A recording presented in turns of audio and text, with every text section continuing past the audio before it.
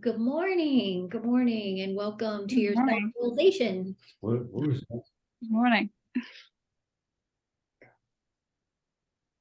There you go. All done. All right, let's start with our gratitude. Mother, Father, God, we give gratitude and thank yous for this day. We ask for your infinite light of protection to be with us and throughout our buildings or vehicles, wherever we are, so that only the highest and best will occur through our thoughts, words, and our actions. And with this, we give much thanks and blessings. Amen. Amen. All right. Today, we're going to be going over the next 12 powers that is in the mind powers. So we're working with the mind power section, and then we go into other teachings, and then we get to the other 12 powers also later. And the reason for that is so that we're not giving too much all at once, where people can absorb that. We don't get stagnant. Yeah, stagnant. That's interesting. So today we're going to be talking about Angie's favorite, or used to be favorite, Zeal. Today's Zeal. And Zeal is located in the back of the neck. So in the very back of the neck down here, in the very bottom base, is Zeal. So the stem of the medulla. And when you hear the word zeal, what do we think of? Like, what words come to mind? Just anyone? Enthusiasm. You got it. That's it. Enthusiasm, a mighty force that incites winds, tides, storms, and it urges the planet on its course. So it urges us on our course, yeah? Because we're our own planet. And before I learned this, I was so out of balance with my zeal. And when I say that, I mean I was so enthusiastic in my life that I could not calm down. And when I got to the chapel and I learned about zeal, I was thinking, oh, okay, so all the energy, I'm using it just there, just in that spot. It's not balance, so this is interesting, and it's really helped me to understand about meditation and how that keeps me in the calm and keeps me balanced. And when I need zeal in the enthusiastic way, immediately I think of it and I have it, right? So immediately when you want it, your intention, you have it. Anything you want to say about this so far? Anything you want to say about this? No. Keep going? Yeah. Okay. Okay. We're doing this as a group effort always. So this says in some of the writing, so as Peter was sinking in the waters, his enthusiasm or zeal was in doubt. So if you think about it, anything that we are in doubt of, that's where we go immediately. Anytime our intention is on something, it goes there immediately. So the doubt, as soon as you have doubt or as soon as you have something, it just shows it right away. Like if you're in meditation and then you veer off a thought, you're out of meditation, boom, you're in the parasympathetic, a fight or flight. So that's something to think about. Doubt is always why we have turmoils in our lives. And the hand, so they're talking a little bit about the Bible part, about the hand of Jesus that represented spiritual power is zeal, which is faith. As Peter was sinking, the zeal was doubt. And as he rose, the zeal was spiritual power, which became faith. Following me there? That's a little, what? The zeal that was doubt is also faith. So, if you think about, yin and yang, right? There's nothing without, right?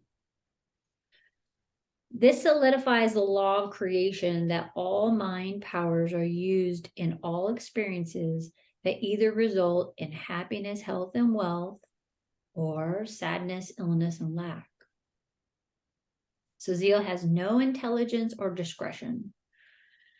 Guide Zeal. So we're going to go backward a little bit, and not backward, but into our, teachings of our powers already. So guide Zeal with understanding, faith, and imagination to get results. So you have a goal and you want results, using those all together to get that result. And will and zeal go hand in hand to sustain results in one's life. So continuing the results. And always praising zeal with the power faculty for its great energy. I mean, what would we be if, of course we need this. And zeal is tempered with wisdom. You are wise in all you think, say, and do. You are wise. Do not pull all your enthusiasm into teaching, preaching, healing, and helping of others. Help yourself. You see, like if we're out of balance and we're overdoing things for people or whatever, right? Outwardly, you go inward a little more, like the rose meditation.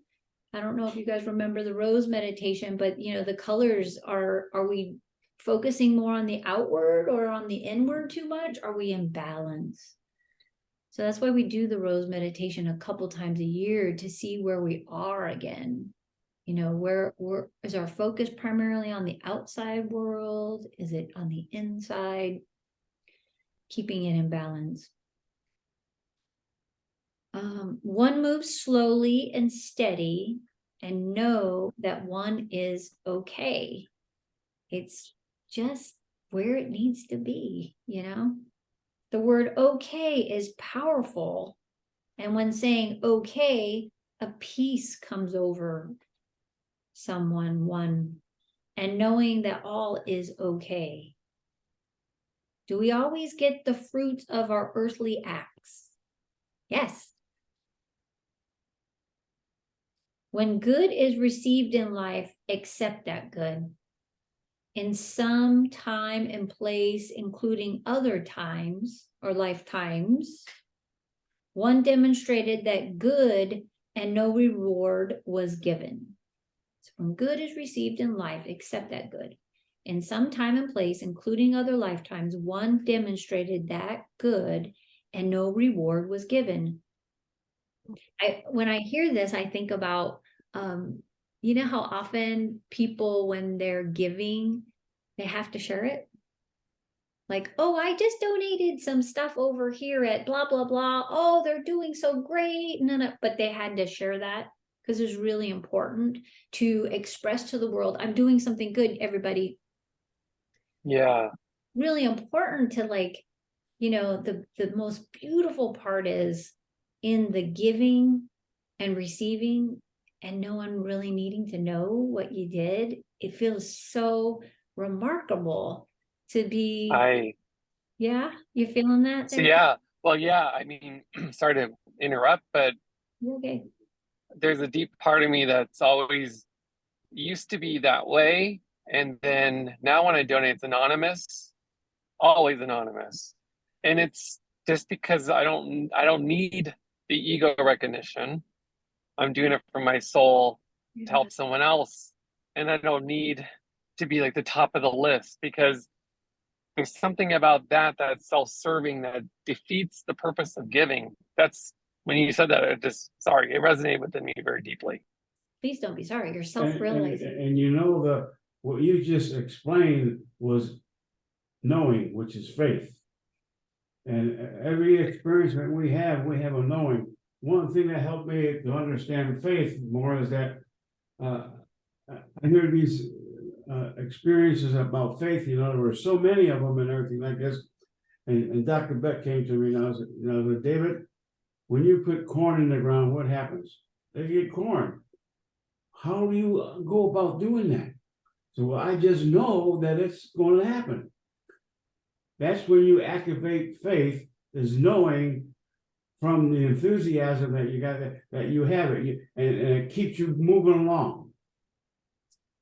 And so know that when you are doing these mind powers and everything like this, faith is an important part of it too, in that you are knowing what your will and your understanding and your faith and all that is. So just pat yourself on the back every time you think. Yeah, it's funny because these things are things that I always say I haven't learned. I am reawakening the knowledge that I already have. Yeah. And so the anonymous donating, because I'm pretty blessed in my life currently in the physical sense, is just something that I do because it just, again, I don't judge others who put their name on there. It's not my space, or say, oh, they're trying to blah, blah. I just do it from the soul. And yeah, so, but yeah, the knowing is there. The knowing and then the faith behind it, like you said, Dr. Reverend David. So yeah. He's a doctor. He's a doctor. You know, There we go. there's also another way of looking at, just the putting your name on something when you donate, because I do put my name on when I donate, like if it's say it's online or something, and I figure, okay, if somebody is questioning whether or not this is a good thing to donate to, if they see my name on there, then they might think, yeah, this is a good thing to donate to because I see Marcia's name on there, so I'll donate as well. But it's the way that you put your name to something that makes a difference. How is it that you, what energy are you putting out there? Yep. So it's so one person could look at it like I'm showing off by putting my name on here, and another person is looking at it like I want to show that this is a really good thing that I'm including my name in on. Very well. Exactly. That's what I was saying. I don't judge those who put their names on. There is no judgment. It's just, for me, I anonymous, and then in the sake of, you were saying, is it a good cause? I blast it on my social media. Hey, if you feel like you would like to contribute to this is something that you might want to consider. That's just my path. Yeah. It's like really paying attention to your energy when we're doing something, like, and then we can say cancel, right? We could just like, if we're feeling like, like what you use the word like showing off or whatever, like if we're feeling that energy, right, we can always just reverse it, right? Because we know that whole, reversal rule, the immediate, like, wow, I'm really being overzealous of my, ways. I'm going the other direction. Okay, I can cancel that and just now feel it in my heart, right? Now what are you going to do? What are you going to do differently? How am I going to do it? And you might put your name on it for whatever reason, and it feels really good because you did it through your heart. Yeah, or even donating to someone that was very deeply involved in your life who's no longer with us, and putting that energy out. But there is, like Marcia was saying, there's no wrong way to present your name. It's just, what is the feeling behind it? Like Rev Angie said, are you doing this because you want recognition on an ego level? Are you doing this because you want to spread the love and the word that, hey, I contribute. If you're like-minded like myself, you can see my name and maybe you'll feel the urge to donate too for this great cause. And we all feel that energy. Like we know when someone is, as soon as we go into the connection of whatever someone's doing, like let's just say, for instance, there was an announcement on social media that someone was donating or something. Hey, I just did something great today. And you're like, whoa, I feel that's like, I want recognition. You just feel the energy. Or when someone says, it in a different way, energy and voice, what we say, it's so powerful. We know when someone has it through their heart, or when, it's through in a different way. There's an incident, I guess, that happened with me and my cousins when I was really young. We were all playing together in my cousin's backyard, and they had a swing set. So we were all taking turns. We were swinging on the swing and then bailing out. So we'd swing and bail out. And then the next person would swing and bail out. So I was always considered like the kind of a tomboy, kind of, not the girly girl. And my cousin was, always pretty and dressed really nicely, and everybody would always say, why don't you dress more like your cousin, and that kind of stuff. So anyway, we on that day when we were swinging, my cousin had on her pretty little dress and her little frilly little socks and all that kind of stuff, and she started swinging and she bailed out.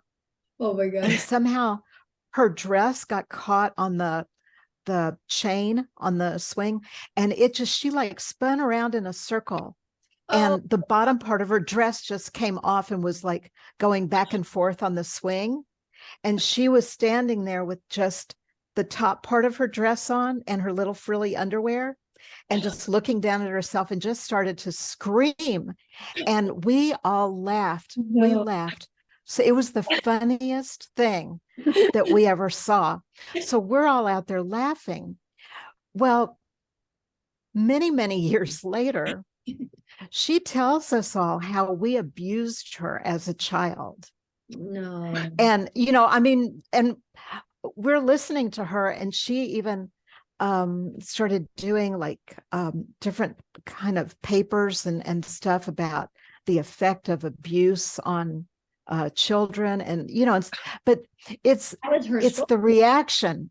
Yeah. It's the reaction, and that's the thing that really I think hits me when we study this, is that everybody is going to have a different reaction to the same thing. And when we described to her how we saw that incident, she laughed. Yeah. She laughed, so it might have been, 50, 60 years later that she finally laughed about it. But it's, I think that studying all of this makes me realize that I'm having an experience, and another person that's having the same experience with me is having a completely different experience. And the way that they're utilizing their mind powers and the way that I'm utilizing my mind powers can be completely different, doing the exact same thing. And here's even more. When they're young, they're in a deductive mindset. Their brain hasn't been fully formed. So everything they hear or experience is verbatim. Matter of fact, there's no adult mind in there of like reasoning, of the, inductive mind. And so we're constantly just, that's it. They made fun of me and they were abusive. They made fun of me, they're abusive. And that's it. There's nothing more to it. And then when she sees it in the adult mind, it was like, oh, that was. Oh, wow. That's the way it happened. Any kid would laugh, right? It wasn't at her. It wasn't that she was in her underwear. It was the fact that looked pretty freaking hilarious, right? I think anyone, even adults, probably would have laughed if they were there, right? It wasn't to her. It was just, she was there. She was the incident. How interesting. Anyway, wow. Thank you for that. You were going to say something there, David? Right when Marsha was saying something you were going to say? I just think it's so interesting, right? When you're a kid, the brain isn't fully formed. And so everything that we're experiencing, they're just literal facts. And we kept it. It's all in the sub. It's all in there. Well, and even as adults, sometimes, like if we're having a conversation with someone, the words that we use, there can be a word that means one thing to me, but when it comes across, it comes across to another person completely differently, because their life experience has connected a different moment for that word than so that's how we can end up with misunderstandings a lot of times, where, you know, it's like, wow, I don't recall saying anything that would have upset that person, but the way that that person receives it is completely different than sometimes the way that we're putting it forward. So I don't know. I think that for me, it's like I work on my reaction to things. Like if I hear something and it triggers something in my mind, oh wow, that didn't sound very good, then I try to take a step back and just take a breath and think of how else could I interpret this before getting all worked up about it, because it's so easy to get worked up about things if we hear a trigger word. I agree. We've had some major disagreements with sort of wider family, shall we say, and looking back on it, I think that we had different expectations for the same event, and so it wasn't that one person particularly was being bad. It's just the communication was not there, because they expected one thing, we expected another, because we were all going from our points of view, and it ended up not very good, shall we say. And so it was just, with hindsight, I thought, oh, that's probably why they got so upset, or I know I got upset. Yeah, it's sometimes it's hard to do. I will say, though, there are certain wider family members who you spend your whole life tiptoeing around, and, you know, emotionally, psychically, that can be very wearing, where you can never actually get your opinion out or have a reasonable conversation without constantly realizing that this person's going to explode or take a snap anytime you say something that they consider is the wrong thing. So I don't know how to balance that and manage that in everyday life on a meaningful way, without just saying, I don't really want to see this person more than twice a year when I have to. And then I can bite my tongue for 2 hours. Anyway, just throwing that out there. I completely feel what you're saying. I guess with me, I've just learned that I vibrate at a certain level, and if someone's on maybe not on the same level, I'm going to be selfish and just say it. I don't need to be around them. I'm happy, and I'm in a joyous state, and I'm in a blissful state of happiness, health, and wealth. And they're not in that state. And before, I thought, well, I need to lower myself to be with them. No, I don't. You know, I think Michelle Obama said it great. When they go high, you know, when they go low, we go high. Not to get political, but just that quote spoke volumes. Like, just stay true to who you are. Don't let someone else drag you into their muck. And when I learned that, it was difficult at first, because I was a people-pleasing person. And then learning how to set those boundaries and saying, I'm protecting my energy, myself, my soul, and I don't need to be around these people. They just started to fade out of my life without me even having to fade them out. It just happened. So yeah, I don't know if that helps. David, go ahead. I'm going to say something after this. You know what this reminds me of? You know, there was an event one time when I was growing up, and I remember something happened to me, and somebody else remembers something that I did that I don't remember. Yeah. And then when they mentioned it, I remembered it, but I didn't remember it. And I was holding that against that person for probably 40 or 50 years. So the interesting part about this whole thing, you know, just being in the schooling that I'm doing right now, they're really getting into the mind and teaching us about, you know, conscious mind, subconscious, and superconscious. Like, those are the three things that we're always working with.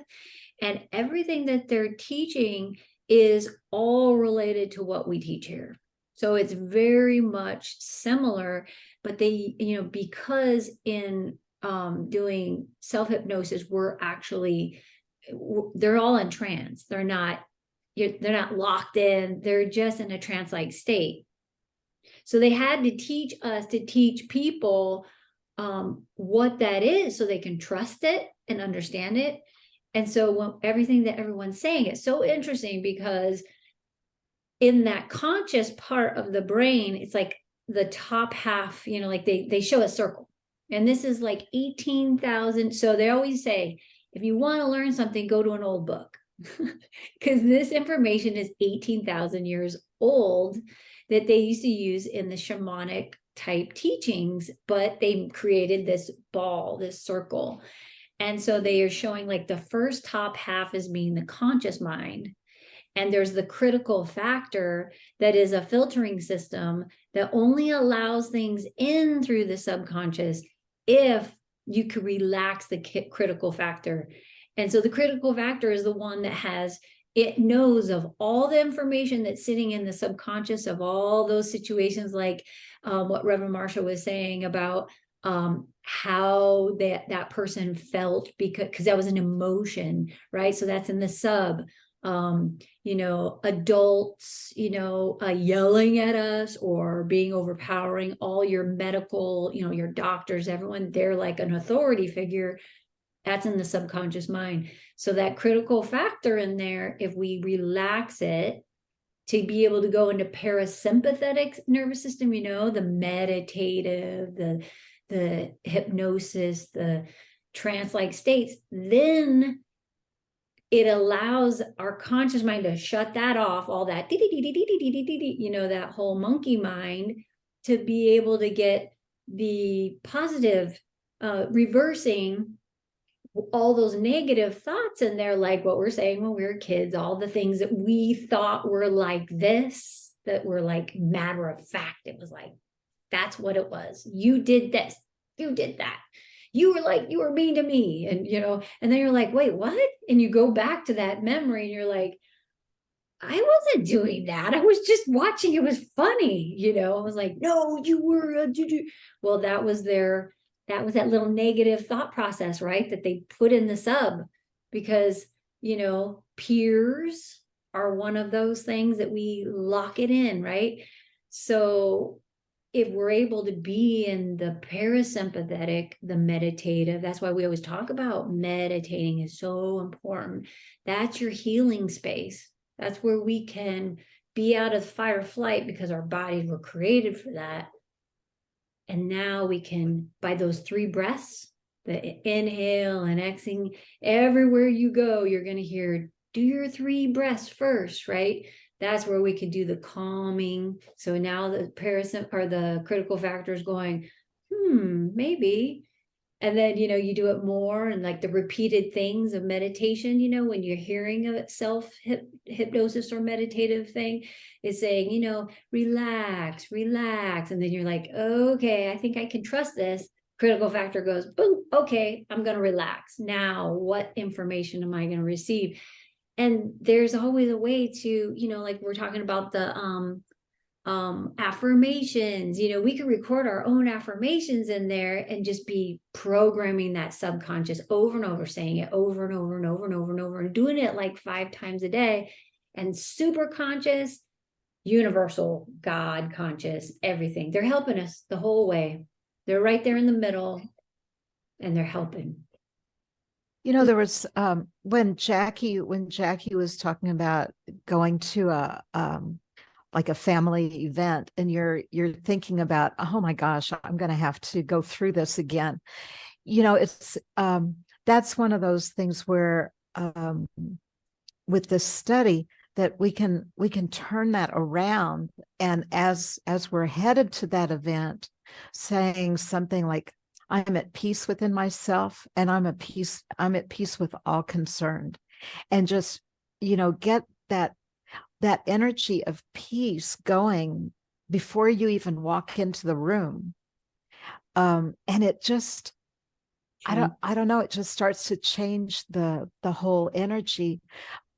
My my husband, I mean, he used to love arguing with me.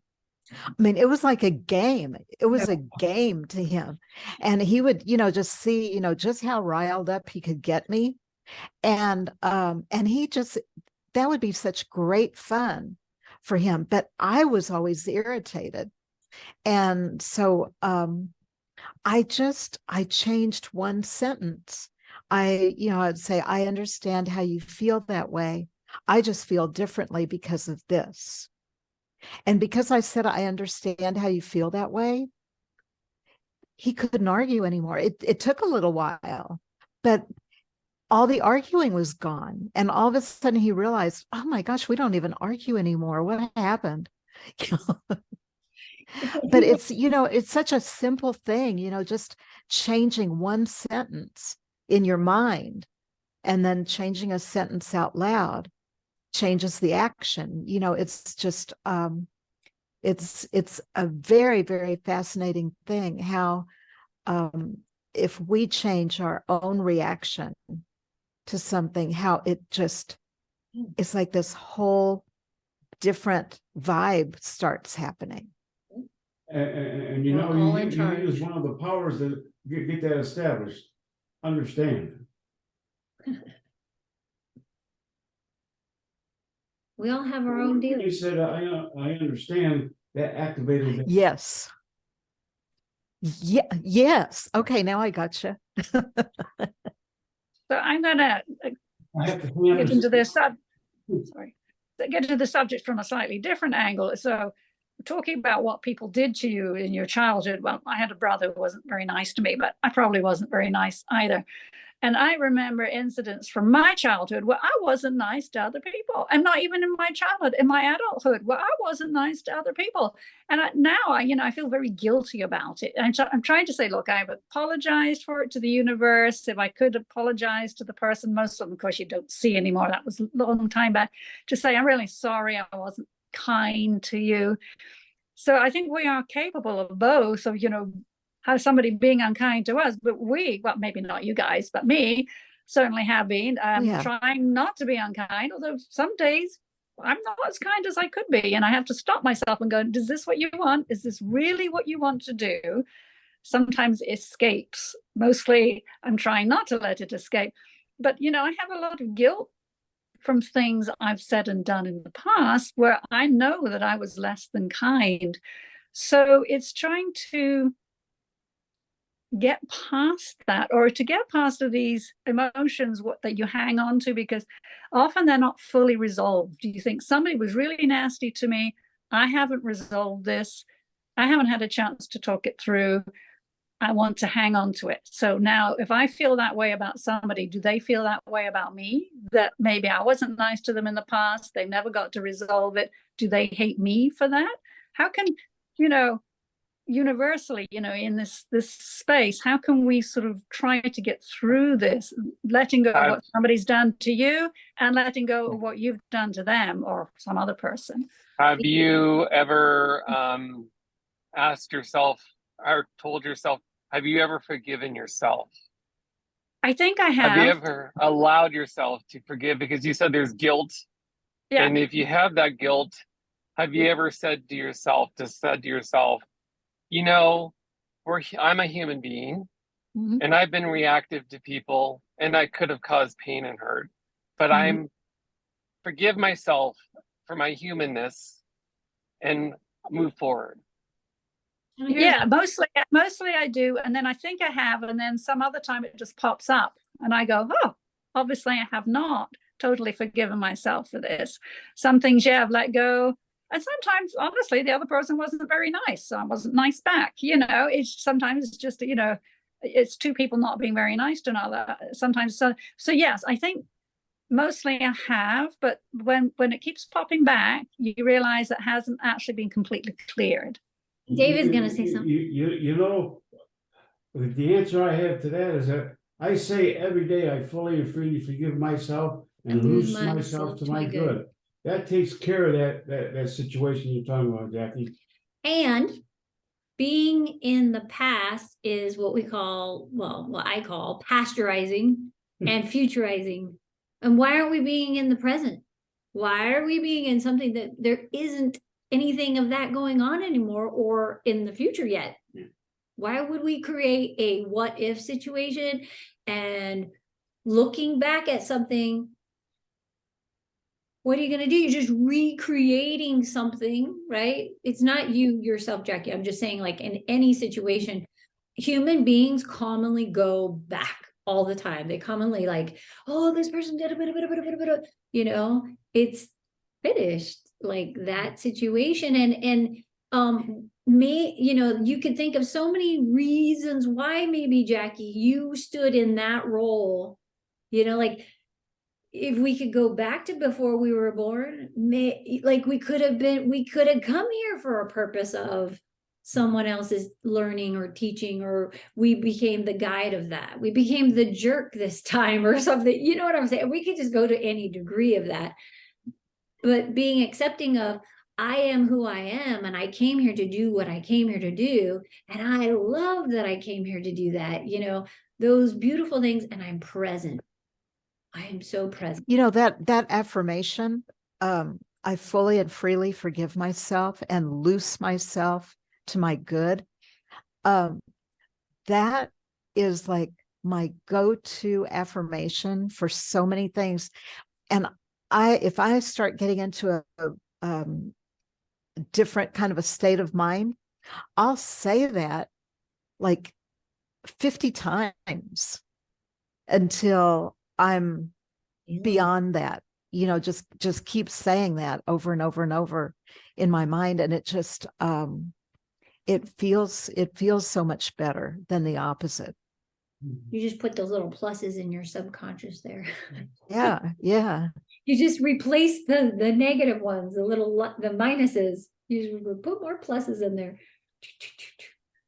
So it says, yeah, I figured that, you know, if I say them about 200 times, then, you know, that might take care of a few of those other times that I was saying the other stuff. Or what we programmed in there, what we thought someone was, right? When we were in that deductive state of mind, you know, we could remove that, replace it. So it says, receive that good now. Law takes care of itself. For those who are experiencing unjust or hurtful behavior from others, do not try to pay back insult for insult. Invoke the law of justice and go about your own path with zeal, which is happiness, health, and wealth. Without zeal, there's no zest of living or impulse to go forward, like an electronic motor with no current. Energy is zeal in motion, and when one desires to manifest a worthy destination, zeal pushes understanding, imagination, and faith into action. Phrase understanding, imagination, will, faith, and zeal. And you know, when you said the law of justice, yeah, when I activate that, there's such a calmness over me. I don't have to do anything more. Yeah, it's like that feeling of universe, you know, us, we're all together in this thing. So there is no wrong or right in the situation, right? We're just experiencing. And I mean, as we've said before, forgiving ourselves fully and freely. But I mean, really, it just is. You know, from this class, you know what's going to happen to all of us? We're going to come across where we're going to have to use the law of justice. Yeah. Because we're in the energy of it. Let's see how that works. So as we are in these teachings, they all show up for whatever reason. So we could be like, oh yeah, it's good, but then something will show up and go, oh really? You know, like show me. Okay, you know, because the universe works that way. Like, are you fully and freely healed of that? And it's really good. It's a show to, you know, we're always in teaching, we're always in learning and showing our ways, showing the ways, you know, act accordingly to it, you know, and just so interesting. We have moved whoa. We'll make a small, we'll do a little bit, probably like a 5-minute meditation for this one, if you guys are okay with that. And do a quick little synopsis. It's really good. I So guess we all got enthused today. we did. We got a lot of zeal going. We had a lot of zeal. A lot of zeal. It works that way. Yep, it sure does. Okay, let us concentrate on our breath. As this breath moves through the nostrils, it relaxes each muscle, nerve, and vessel in our being. This breath is what sustains you. It is the breath of life. Feel the relaxation that this breath brings to your being. As this relaxation moves gently in and around each part of your being, it turns into something very beautiful called love. You recognize this love as being alive and active with each breath. Just relax and recognize. As you exhale, you release physical toxins and negative attitudes you have toward yourself and all people concerned. Relax, recognize, and release. As you're releasing the toxins and attitudes, they are being dispersed into the I am. Gently allow this breath to settle into the feet area. This is the understanding part of our being, and as you understand yourself clearly, then you understand the world that you move in. Just relax, recognize, and release.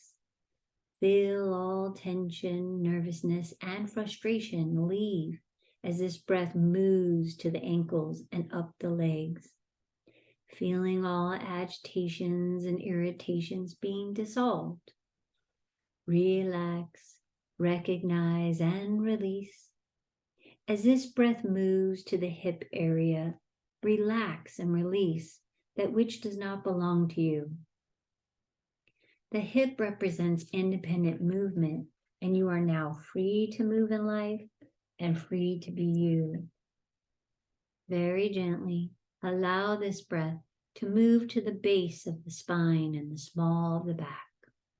Allow the breath to stay here for a few moments. This breath becomes stronger and stronger, for this is the strength area.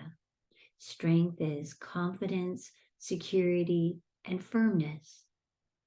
Now allow the breath to move up the spine. As this breath touches all vertebrae, muscles, and nerves, you feel enlightened, giving up the burdens that do not belong to you and taking care of what does belong to you. As this breath moves up the spine, you feel confident, secure, and firm. Relax, recognize, and release that which does not belong to you. As this breath touches the shoulders, feel all tension, nervousness, and frustration leaving. As the shoulders represent responsibility in life, know that with each breath that you are doing your responsibility in life with freedom and ease. You also allow all other people to do their responsibilities with the same freedom and ease. Allowing this breath now to move down the arms, relaxing, recognizing, and releasing, reaching the hands.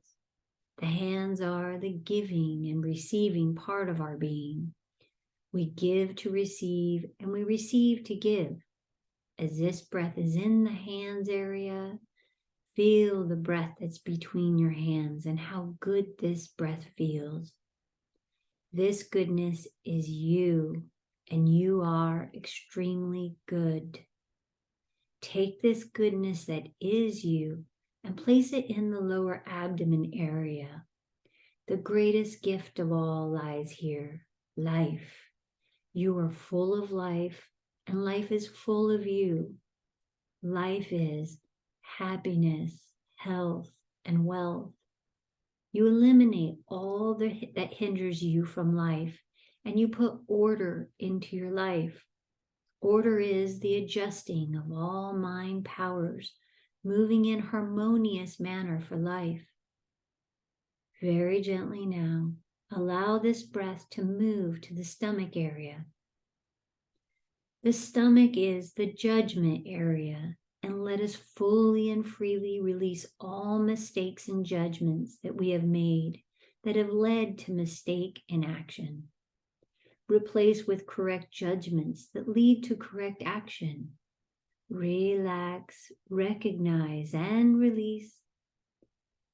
Feel all tension, nervousness, and frustration leaving, allowing this breath to move to the heart area.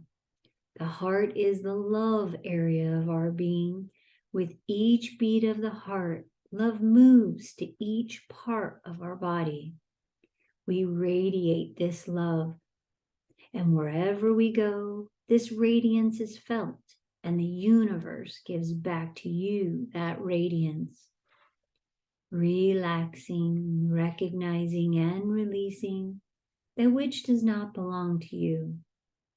Very gently allowing this breath to move to the throat area.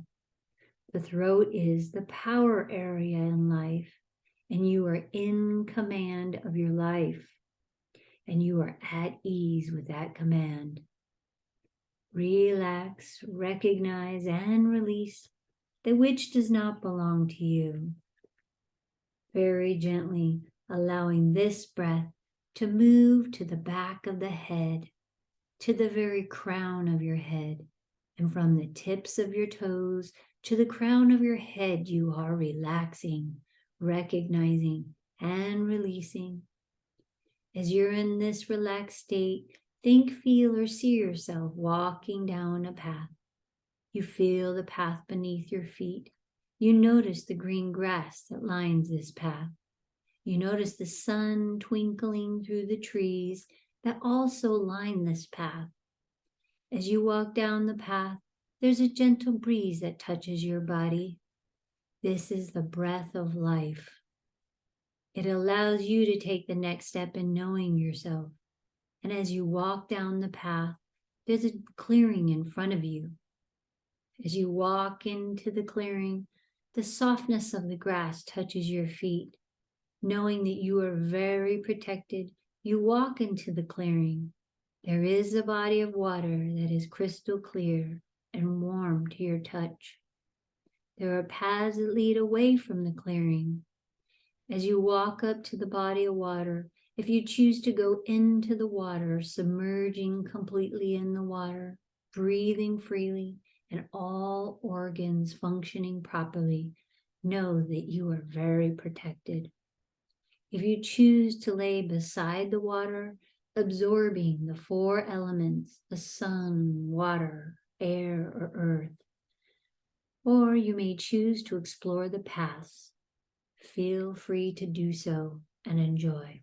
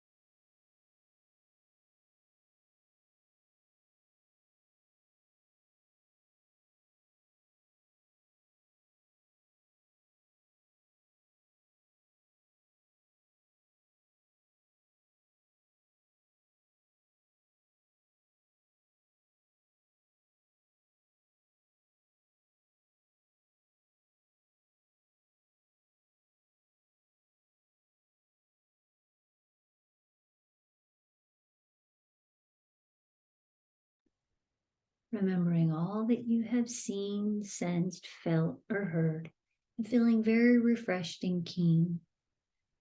You notice your healing clarity from your healing circle. You notice that every one of us surround that healing circle. And you notice that your healing breath starts to expand and touch each and every one.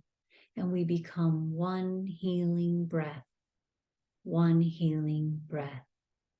We direct this healing breath to the healing box.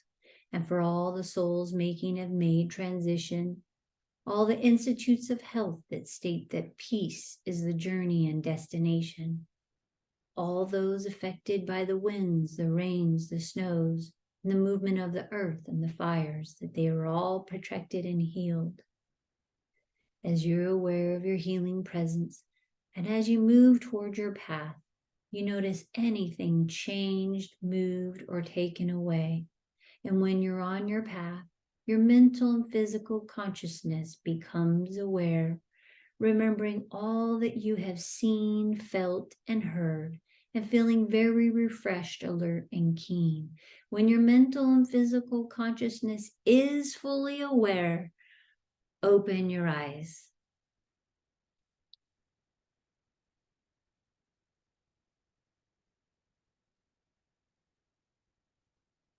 Aha. Hello, hello. And your son's here. Casey, I'll have you go first. How'd it go? It went well. Yeah, my son's getting in the car right now. But I got out of it before he got here, so universe aligned.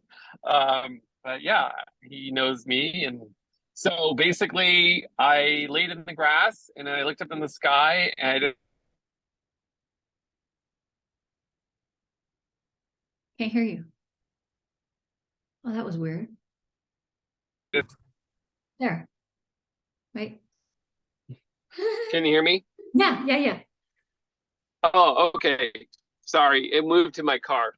So basically, in a nutshell, I saw a bunch of psychedelic colors up in the sky that were really pretty, like orange, yellow, some gold colors, and it just kept flowing and moving and changing.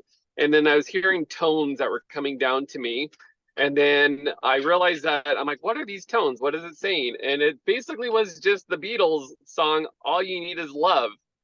And it's like, whenever you feel like you're in a space that's not good, put on All You Need Is Love and listen to those lyrics, and it'll snap you right out of it. That was it. That was my journey. All you need is love. Love. Yes. It was cute. It was a fun little meditation. Thank you. I'm going to mute myself, but I want to hear you guys' meditation. So I figured that would be the case. That's why I want to make sure you got in there. Thank you. Okay, anybody? Oh, okay, so Jackie, how did you do?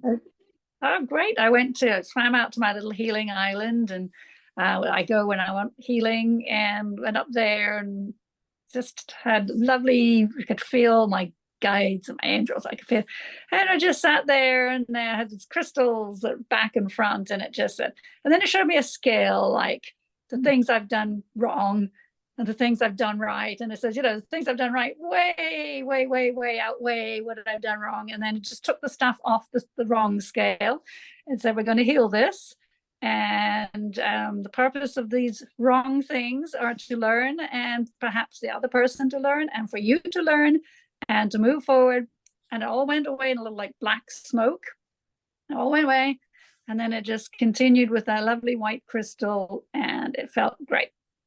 That was my meditation. It was very, very nice. Wow. Very nice. Yummy stuff. Okay, thank you very much. Right there. Marsha, how did you do? Oh, I just had a really nice healing time. So yeah, I'm very grateful. It felt wonderful. So thank you. Yes, I am grateful. Thank you very much. Reverend David, how did you do? Well, I was in this blank space, and then a little small sun got in there, and they got bigger and bigger, and I went through it. I'll be darned.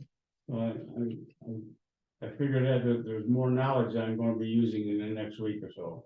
Yeah. Thank you. You're welcome. Thank you. Thank you all for being a part of this. It's being it You are it. Yes. All of it. Okay, so next week we are going to be talking on law of subjective attention. So we'll do like I said, we got the first section of the mind powers complete, and we're, information wise anyway, all our 12 powers are working all at the same time. Whether we've talked about them or not, it's not like you just all of a sudden have them, when we talk through them. But you will get the other portion as we progress along, so that it's in, we've got the balance going on. It's not too much information. So we're going to move on to law of subjective attention next week. And I'll send out an email, as I said. I'll be working on that this weekend. Hi. How was it guitar lesson? Yeah. Yeah, it was. Say hi, CJ. Oh, Yeah. I just thought I'd bring him into a little young soul here. Anytime he Well, wants to join in, come on over. It's not just yeah. people that have experience. So Well, thank you so much, everybody. thank I you. really am looking forward to next week too. I'm going to be in Utah, but I think that's an hour difference, so I'll be there. And yeah, it'll be on my phone. It'll tell me. Bye, everybody. Have a great weekend. Me too. I'll do the gratitude, okay, for everyone else. Okay. Okay. Mother, Father God, we give gratitude and thank yous for this day. We ask for your infinite light of protection to be with us and through us as we go on our path. So when we meet those on our passage, we share that love that's so abundant. All we need is love. Amen. Thank you, guys. Wow, that was a perfect song, wasn't it? Thanks very much. Nice to Thank see you, you. everybody. Okay, have a great week. You Yep. too. Thanks. Bye-bye.